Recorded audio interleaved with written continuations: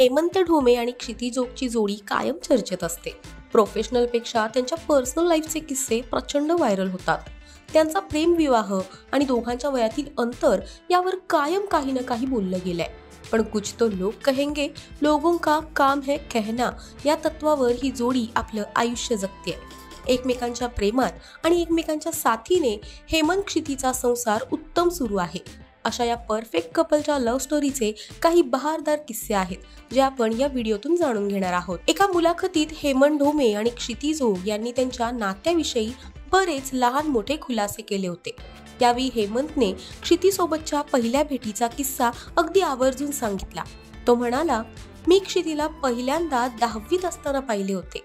तेव्हा ती दामिनी नावाची मालिका करत होती आणि मी नवा गडी नवराज्य हे नाटक करत होतो।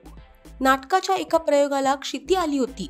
तिला माझं काम इतकं आवडलं की तिने येऊन थेट मला मिठीच मारली। तीच आमची पहिली भेट होती। प्रेम कधी, कुठे आणि कसं होईल हे नक्की सांगणं फार कठीण असतं, पण प्रेम या जगातली सर्वात सुंदर गोष्ट आहे हे नक्की।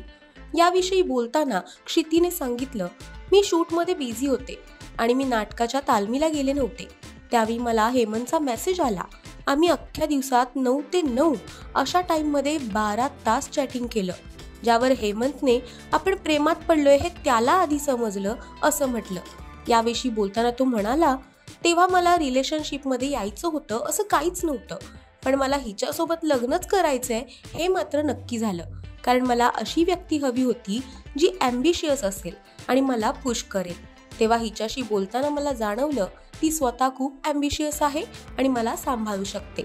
यानंतर मी माझ्या सर्व मित्रांना सांगितलं की मला हिच्याशीच लग्न करायचंय। तेव्हा सगळ्यांनी आमच्या वयातील अंतर हा मुद्दा ओढून धरला। घरच्यांनी त्यांच्या नात्याला परवानगी देण्याआधी काय घडलं याविषयी बोलताना हेमंतने एक गमतीशीर किस्सा सांगितला। तो म्हणाला, जेव्हा आम्ही आमच्या रिलेशनबद्दल घरी सांगितलं तेव्हा हिच्या वडिलांनी मला विचारलं, तुला नक्की हिच्याशी लग्न करायचंय का? हिचा स्वभाव माझ्यासारखा आहे, अगदी तापट आणि खूप पंक्च्युअल। हवं तर मी तुला गाईड करेन मित्रा। यावर मी म्हणालो, मला लग्न करायचंय हिच्याशी। मग ते म्हणाले, ठीक आहे, ही आता तुझी जबाबदारी आहे, परत माझ्याकडे यायचं नाही। आणखी एक किस्सा सांगताना क्षिती म्हणाली, एकदा मी आमच्याबद्दल घरी सांगण्याआधी याला जेवायला घरी बोलावलेलं, तर माझी आई याला बघून म्हणाली, अरे तू तोच ना ज्याचं XYZ मुलीशी अफेअर आहे? हे ऐकून हेमंत शांत बसला, पण तो गेल्यावर मी आईला आमच्याबद्दल सांगितलं। हेमंतने त्याच्या घरी क्षितीसोबतच्या नात्याविषयी सांगितलं तेव्हा ढोमे कुटुंबियांची रिॲक्शन जराशी वेगळी होती।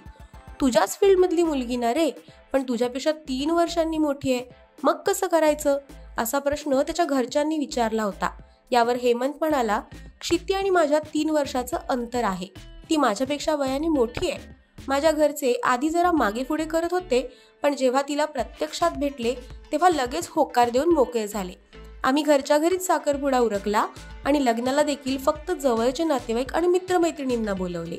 अशी आहे आमची लव्ह स्टोरी।